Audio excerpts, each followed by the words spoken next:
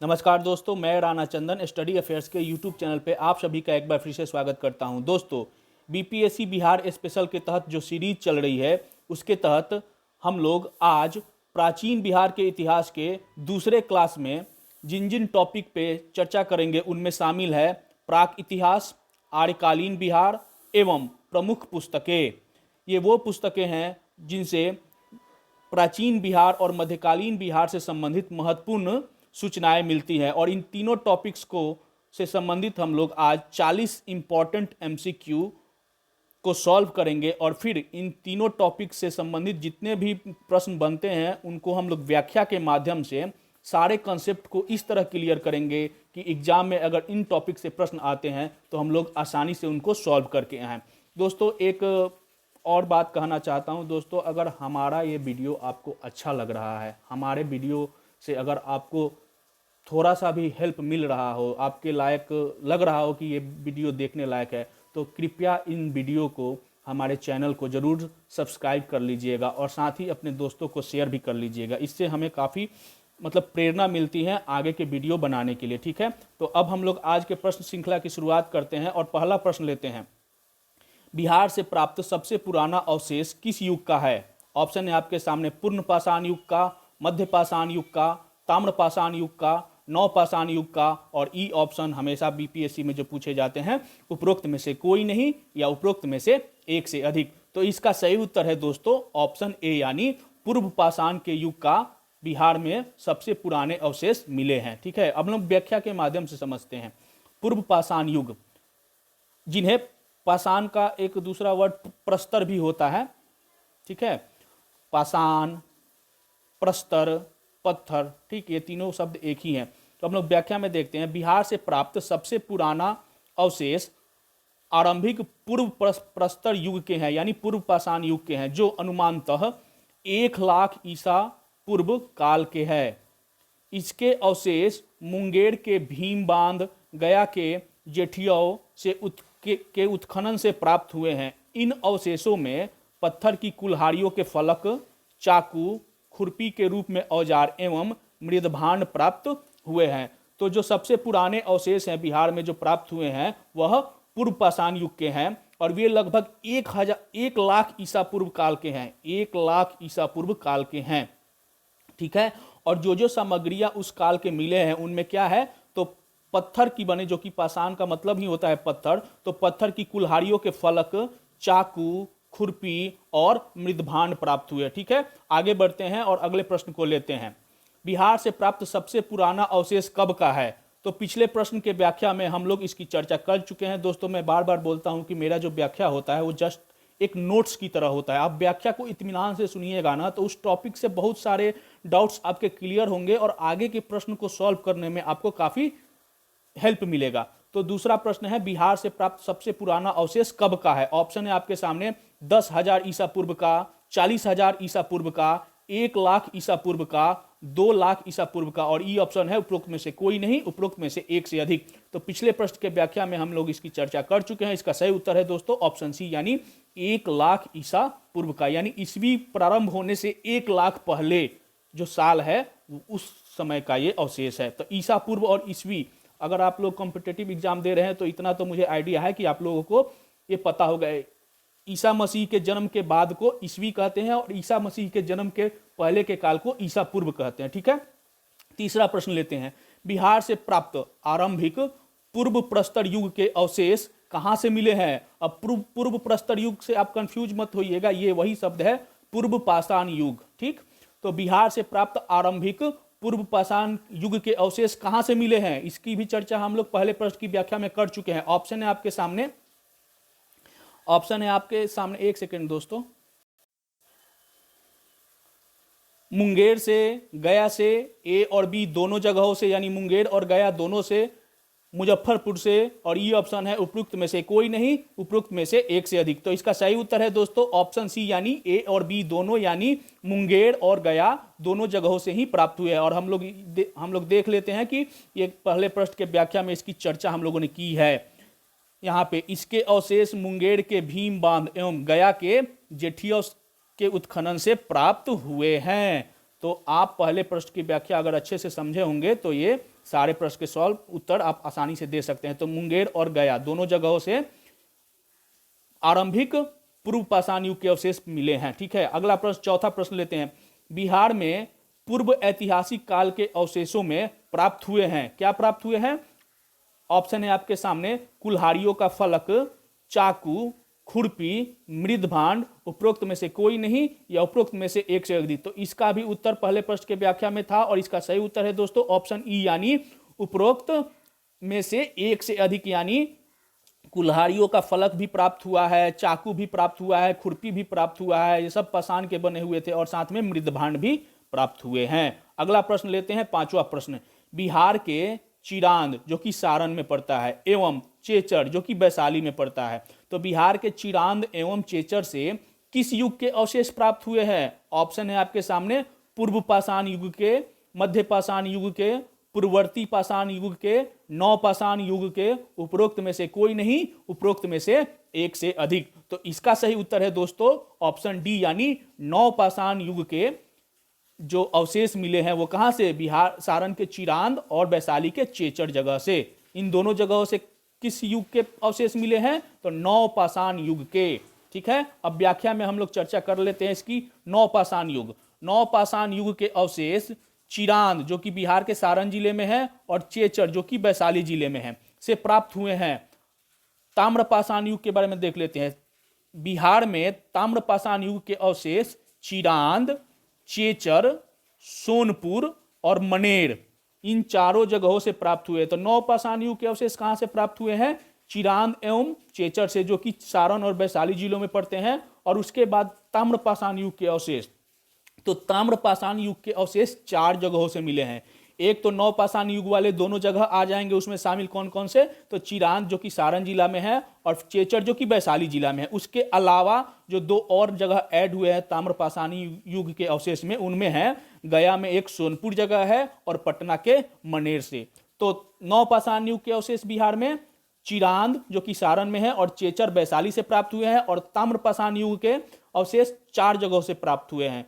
एक तो चिरांद रहेगा, चेचर भी रहेगा, इसके अलावा गया का सोनपुर और पटना का मनेर शामिल हो जाएगा। ठीक है, आगे बढ़ते हैं और अगला प्रश्न लेते हैं। बिहार में ताम्र पाषाण युग के परवर्ती चरण के अवशेष कहां से प्राप्त हुए हैं? तो पिछले प्रश्न की व्याख्या में हम लोग इसकी चर्चा कर चुके हैं। ऑप्शन है आपके सामने, चिरांद सारण से, चेचर वैशाली से, सोनपुर गया से, मनेर पटना से, और ई ऑप्शन है उपरोक्त में से कोई नहीं या उपरोक्त में से एक से अधिक।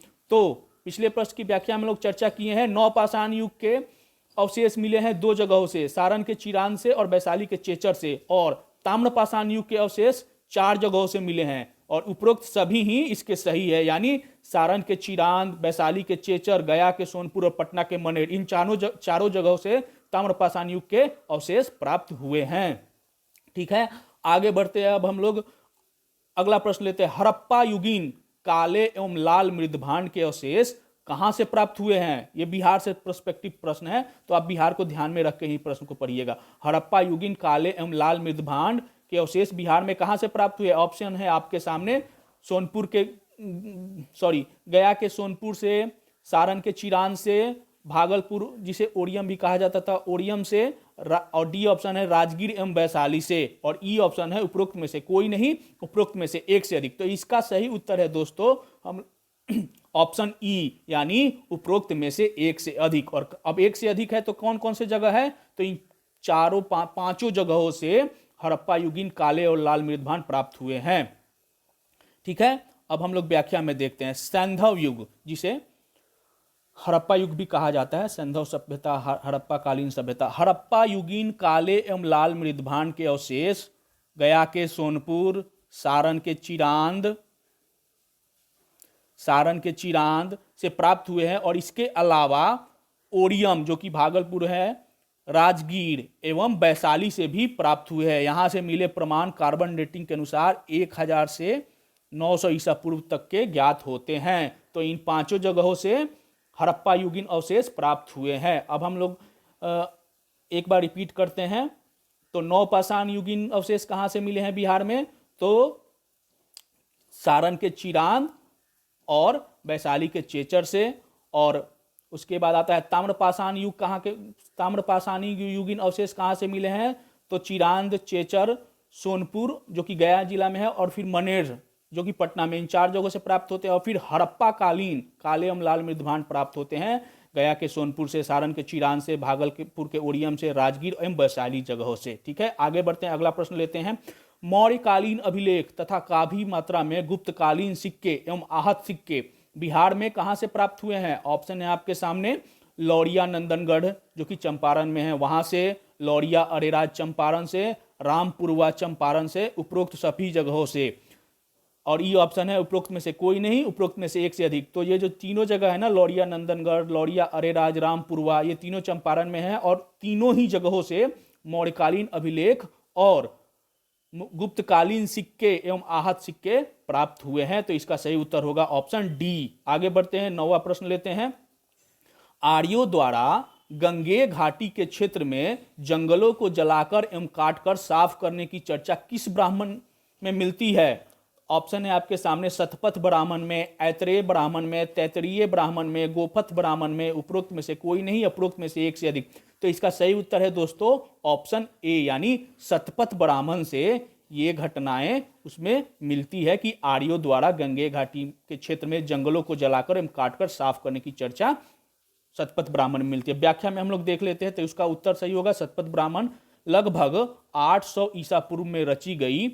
शतपथ ब्राह्मण में आर्यों द्वारा गंगे घाटी, आर्य कौन थे, तो उत्तर वैदिक और वैदिक काल में जो आर्य थे उन्हीं की चर्चा हो रही है, द्वारा गंगे घाटी के क्षेत्र में जंगलों को जलाकर एवं काट कर साफ करने की चर्चा मिलती है। जब प्राचीन भारत का इतिहास पढ़िएगा ना, तो इसको काफी मतलब विस्तार से हम लोग इसको समझेंगे और पढ़ेंगे। अभी हम लोग बिहार के संक्षेप में पढ़ रहे हैं, तो इसको बस बिहार पर्सपेक्टिव से ही हम लोग चर्चा करेंगे। ठीक, तो पूर्वी भारत में आर्यों का विस्तार उत्तर वैदिक काल में, जो कि 1000 से 600 ईसा पूर्व के बीच माना जाता है, में आरंभ हुआ, तथा बिहारों में भी आर्यों का विस्तार इसी दौरान 1000 से 800 ईसा पूर्व के मध्य हुआ। इस विस्तार में मुख्य रूप से लोहा का उपयोग महत्वपूर्ण है। तो जो ये बिहार विस्तार हुआ आर्यों का बिहार की तरफ जो विस्तार हुआ उत्तर वैदिक काल में, देखिए वैदिक काल को 2 पार्ट में बांटा गया है, एक ऋग्वैदिक काल और एक उत्तर वैदिक काल। ऋग्वैदिक काल को 1500 ईसा पूर्व से 1000 ईसा पूर्व तक के काल को ऋग्वैदिक काल कहा जाता है, और फिर 1000 ईसा पूर्व से 600 ईसा पूर्व तक के काल को उत्तर वैदिक काल कहा जाता है। ठीक, तो आप लोग ये ध्यान रखिएगा। और इसी दौरान उत्तर वैदिक काल में ही यह घटनाएं आपको मिलती है। ठीक है, आगे बढ़ते हैं, अगला प्रश्न लेते हैं। आज का 10वां प्रश्न, पूर्वी भारत के साथ साथ बिहार में आर्यों का विस्तार किस काल में हुआ? ऑप्शन है आपके सामने, वैदिक काल में, उत्तर वैदिक काल में, प्रागैतिहासिक काल में, मौर्य काल में, उपरोक्त में से कोई नहीं, उपरोक्त में से एक से अधिक। तो 1000 ईसा पूर्व से 800 ईसा पूर्व के बीच में बिहार में आर्यों का विस्तार हुआ, तो वह काल कहलाएगा उत्तर वैदिक काल। ठीक, तो इसका सही उत्तर है दोस्तों ऑप्शन बी। नेक्स्ट क्वेश्चन 11वां, 1000 ईसा पूर्व से 800 ईसा पूर्व के मध्य हुआ उत्तर वैदिक काल के दौरान बिहार के क्षेत्रों में हुए आर्यों के विस्तार में मुख्य रूप से किस वस्तु का उपयोग महत्वपूर्ण है? ऑप्शन है आपके सामने, लोहे का, तांबे का, आग का, पहिए का, उपरोक्त में से कोई नहीं, उपरोक्त में से एक से अधिक। तो इसका सही उत्तर है दोस्तों ऑप्शन ए, यानी लोहे का। उस समय जब लोहे का आविष्कार हुआ, और पहला जो लोहे प्राप्त होने का पहला साक्ष्य भारत में मिलता है वह अतिरंजी खेड़ा में लगभग 800-900 ईसा पूर्व में का वो काल है, जहां पे वो लोहे के प्रथम साक्ष्य मिले हैं। तो लोहे के आविष्कार से फिर आर्यों का विस्तार पूरब की तरह हुआ और काफी तेजी से हुआ।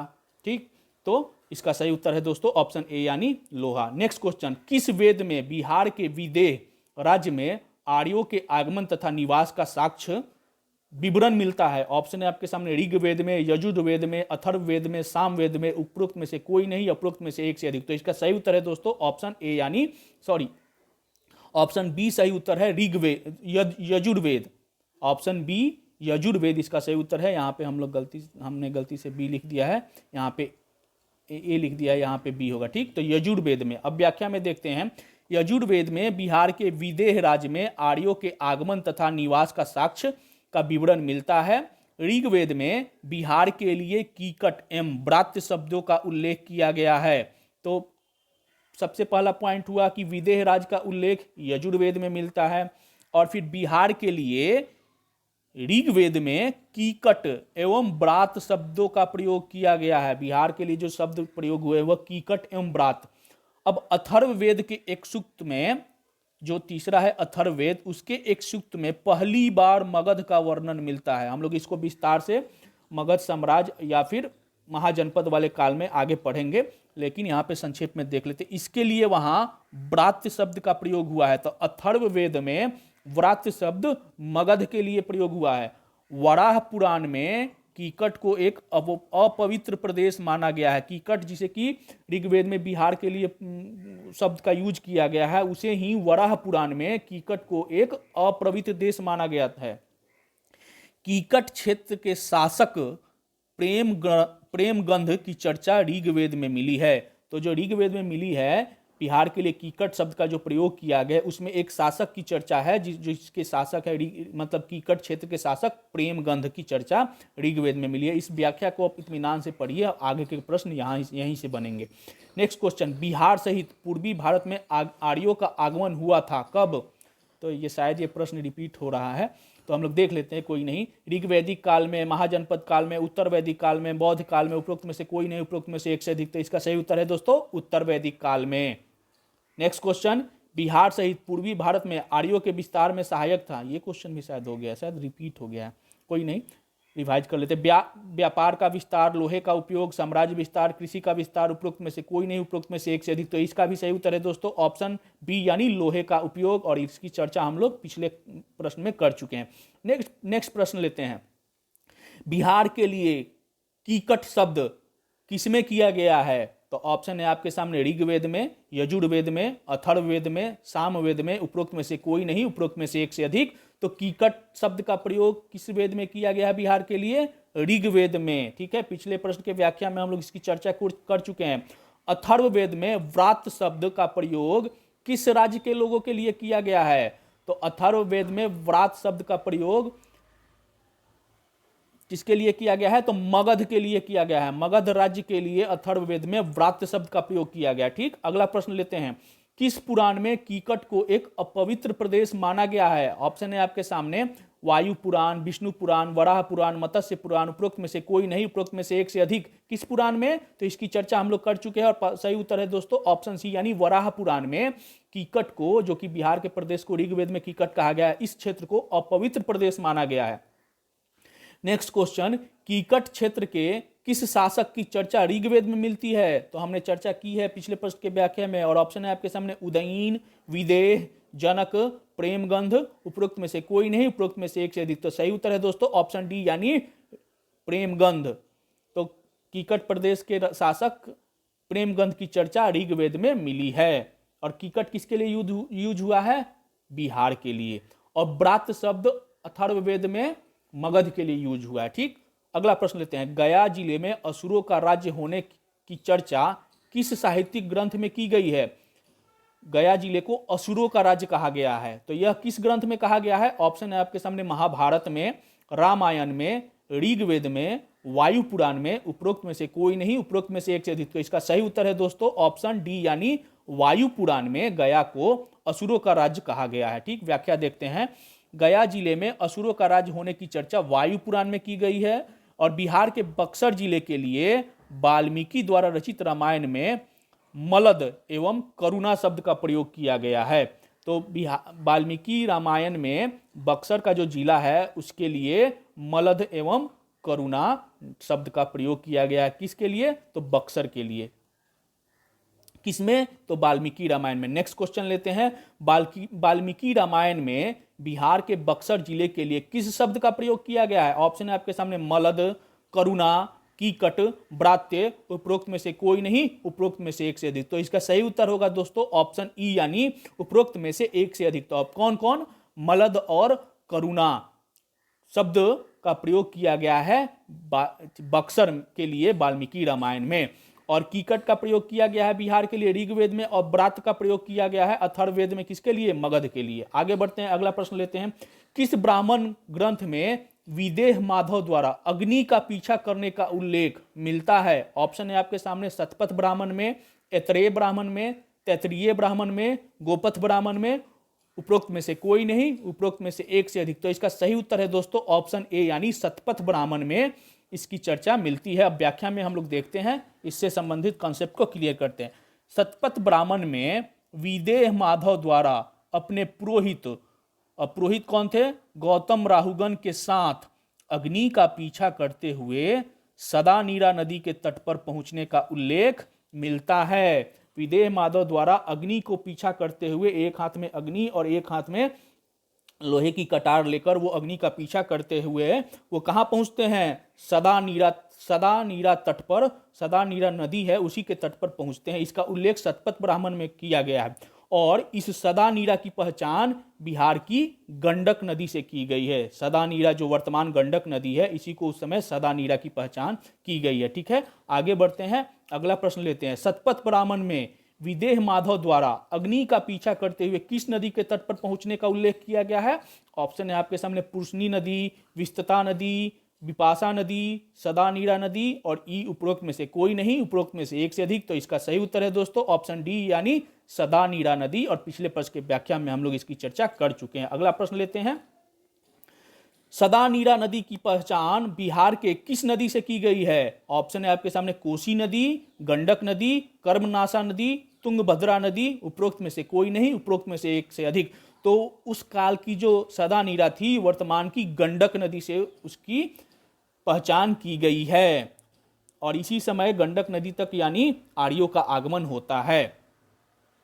अगला प्रश्न लेते हैं। किस वेद में विदेह राज का उल्लेख मिलता है? ऑप्शन है आपके सामने, ऋग्वेद में, अथर्ववेद में, सामवेद में, यजुर्वेद में, उपरोक्त में से कोई नहीं, उपरोक्त में से एक से अधिक। तो इसका सही उत्तर है दोस्तों ऑप्शन डी यानी यजुर्वेद में। व्याख्या में हम देख लेते हैं।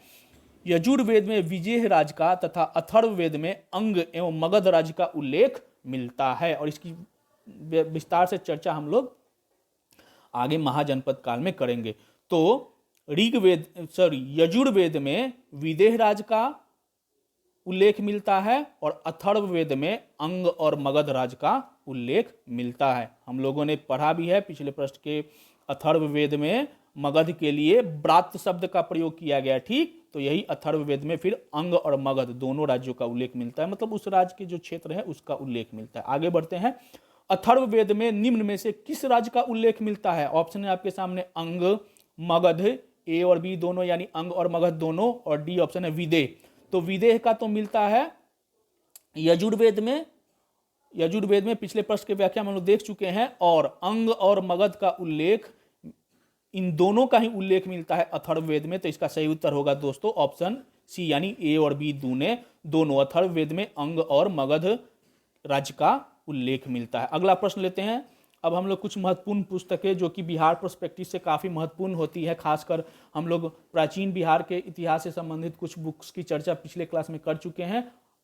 अब हम लोग मध्यकालीन बिहार के इतिहास की जो महत्वपूर्ण पुस्तकें हैं जिसके बारे में बिहार से संबंधित जानकारियां मिलती है उसकी हम लोग चर्चा करेंगे और उससे संबंधित क्वेश्चन एमसीक्यू सॉल्व करेंगे। तबकाते नासिरी किसकी रचना है? ऑप्शन है आपके सामने, मिनहाज उस सिराज, इस्वतसान देहलवी, अब्बास खां शेरवानी, शेख कबीर, उपरोक्त में से कोई नहीं, उपरोक्त में से एक से अधिक। तो काफ़ी पॉपुलर क्वेश्चन है, कई बार प्रश्न पूछा गया है एग्जाम में, बिहार से रिलेटेड एग्जाम में, खासकर बिहार और सारे ही एग्जाम में ये प्रश्न पूछे जाते हैं। तो इसका सही उत्तर है दोस्तों ऑप्शन ए यानी मिनहाज उस सिराज। एक बार हम लोग कुछ पुस्तकों और उसकी रचना की चर्चा हम लोग कर लेते हैं मध्यकालीन बिहार के महत्वपूर्ण पुस्तकों की। तो तबकाते नासिरी, इसकी रचना की है मिनहाज उस सिराज ने, और इस्तसान देहलवी ने बसातिनुल उन्स की रचना की है। बसातिनुल उन्स की रचना इस्तसान देहलवी ने की है। शेख कबीर ने अफसाने जहां की रचना की है और अब्बास खां शेरवानी ने तारीखे शेरशाही की रचना की है। ठीक है, तो ये ऑप्शन में जो नाम आए हैं उनसे संबंधित ये कुछ पुस्तकें हैं उसकी हम लोग चर्चा कर ली है। आगे इसको हम रिपीट करेंगे प्रश्नों के माध्यम से। वसातिनुल उन्स किसकी रचना है? तो पिछले प्रश्न के व्याख्या में हम लोग देखे थे, हम लोग को याद करना है। ऑप्शन है आपके सामने, मिनहाजुस सिराज, इस्तसान देहलवी, अब्बास खां शेरवानी, शेख कबीर, उपरोक्त में से कोई नहीं या उपरोक्त में से एक से अधिक। तो वसातिनुल उन्स इस्तेसान देहलवी की रचना है? बस बतासितुल उन्स इस्तेसान देहलवी की रचना है और मिन्हाजुस सिराज की रचना है तबकाते नासिरी। अगला प्रश्न लेते हैं, अफसाने जहां किसकी रचना है? ऑप्शन है आपके सामने, मिन्हाज उस सिराज, इस्तेसान देहलवी, अब्बास खां शेरवानी, शेख कबीर। ई ऑप्शन उपरोक्त में से कोई नहीं, उपरोक्त में से एक से अधिक। तो इसका सही उत्तर है दोस्तों ऑप्शन डी यानी शेख कबीर की रचना है अफसाने जहां। अगला प्रश्न लेते हैं, तारीखे शेरशाही किसकी रचना है? ऑप्शन है आपके सामने, मिन्हाजुस सिराज, इस्तेसान देहलवी, अब्बास खां शेरवानी, शेख कबीर। उपरोक्त में से कोई नहीं, उपरोक्त में से एक से अधिक। तो इसका सही उत्तर है दोस्तों ऑप्शन सी यानी अब्बास खां शेरवानी ने तारीखे शेरशाही की रचना की थी। तो हम लोग चारों प्रश्न के माध्यम से 4 बुक को समझ लिए। तबकाते नासिरी, मिन्हाजुस सिराज, वसातिनुल उन्स, इस्तेसान देहलवी, अफसानाए जहां, शेख कबीर, तारीखे शेरशाही, अब्बास खां शेरवानी। ठीक, आप लोग याद रखिएगा। अब हम लोग एक बार इसको फिर से रिपीट करते हैं। निम्नलिखित रचना एवं रचनाकारों को सुमेलित कीजिए। ABCD के माध्यम से हम लोग को सुमेलित करना है, कौन सा उत्तर सही होगा। तो तबकाते नासिरी की रचना किसने की है? मिन्हाजुस सिराज, तो एक का ए हो जाएगा। वसानितुल उन्स की रचना किसने की है? इस्तेसान देहलवी, तो 2 का 2, बी का 2 हो जाएगा। अफसाने जहां की रचना किसने की है? तो शेख कबीर ने की है, तो सी का 3 हो जाएगा। और तारीखे शेरशाही, अब्बास का शेरवानी, यानी ए का 1, बी का 2, सी का 3, डी का 4 और इसके अनुसार ए आंसर सही होगा। तो इसका सही उत्तर है दोस्तों ऑप्शन ए। ठीक, आगे बढ़ते हैं, अगला प्रश्न लेते हैं। वाकियाते मुस्ताकी किसकी रचना है? ऑप्शन है आपके सामने, अबुल फजल, जियाउद्दीन बर्नी, गुलाम हुसैन सलीम और रिजकुल्लाह। उपरोक्त में से कोई नहीं, उपरोक्त में से एक से। तो इसका सही उत्तर है दोस्तों ऑप्शन डी यानी रिजकुल्लाह की रचना है वाकियाते मुस्ताकी। अब हम लोग जो जो ऑप्शन में नाम आए हैं उनसे संबंधित रचना की चर्चा कर लेते हैं। तो वाकियाते मुस्ताकी रिजकुल्लाह की, रियाजुस और गुलाम हुसैन सलीम की रचना है। रियाजुस सलातीन, तारीखे फिरोजशाही की रचना की है जियाउद्दीन बर्नी ने, और अबुल फजल ने अकबरनामा की रचना की है। इसको आप याद रखिएगा, आगे के प्रश्न रिपीट होंगे। रियाज उस सलातीन किसकी रचना है? ऑप्शन है आपके सामने, अबुल फजल की, जियाउद्दीन बर्नी की, गुलाम हुसैन की, रिजुकुल्लाह की। तो इसका सही उत्तर है दोस्तों ऑप्शन सी यानी गुलाम हुसैन सलीम की। नेक्स्ट क्वेश्चन, तारीखे फिरोजशाही किसकी रचना है? अबुल फजल, जियाउद्दीन बर्नी, गुलाम हुसैन और रिजुकुल शाह। तो इसका सही उत्तर है दोस्तों ऑप्शन बी यानी जियाउद्दीन बर्नी की रचना है तारीखे फिरोजशाही। नेक्स्ट क्वेश्चन, अकबरनामा किसकी रचना है? काफी फेमस क्वेश्चन है। तो इसका सही उत्तर है दोस्तों ऑप्शन ए यानी अबुल फजल ने अकबरनामा की रचना की है। नेक्स्ट क्वेश्चन ले लेते हैं, निम्नलिखित रचना एवं रचनाकारों में से सुमेलित कीजिए। तो हम लोग सुमेलित करते हैं। वाकियानाते मुस्ताकी रिजुकुल्लाह सही है, रियाज उस सलातीन गुलाम हुसैन सलीम ये भी सही है, तारीखे फिरोजशाही जियाउद्दीन बर्नी और अकबरनामा अबुल फजल, यानी उपरोक्त सभी सही है। ई ऑप्शन इसका सही उत्तर होगा। अगला प्रश्न लेते हैं, तुजुके बाबरी किसकी रचना है? ज्योतिरीश्वर, बाबर, चंदेश्वर, विद्यापति। तो इसका सही उत्तर है दोस्तों ऑप्शन बी यानी बाबर ने तुजुके बाबरी की रचना की है। तुजुके बाबरी की रचना बाबर, कीर्ति कला एवं कीर्ति पताका इन दोनों की रचना विद्यापति, वर्ण रत्नाकर ज्योतिरीश्वर और रजनी रत्नाकर चंदेश्वर। आगे बढ़ते हैं, अगला प्रश्न लेते हैं, कीर्ति कला एवं कीर्ति पताका किसकी रचना है? तो इसका सही उत्तर है दोस्तों ऑप्शन डी यानी विद्यापति। नेक्स्ट क्वेश्चन लेते हैं, वर्ण रत्नाकर किसी की रचना है? ज्योतिरीश्वर, बाबर, चंदेश्वर, विद्यापति। इसकी सही उत्तर है दोस्तों ऑप्शन ए यानी वर्ण रत्नाकर ज्योतिरीश्वर की रचना है। और अगला प्रश्न लेते हैं, रजनी रत्नाकर किसकी रचना है? ऑप्शन है आपके सामने, ज्योतिरीश्वर, बाबर, चंदेश्वर, विद्यापति। तो इसका सही उत्तर है दोस्तों ऑप्शन सी रजनी रत्नाकर चंदेश्वर।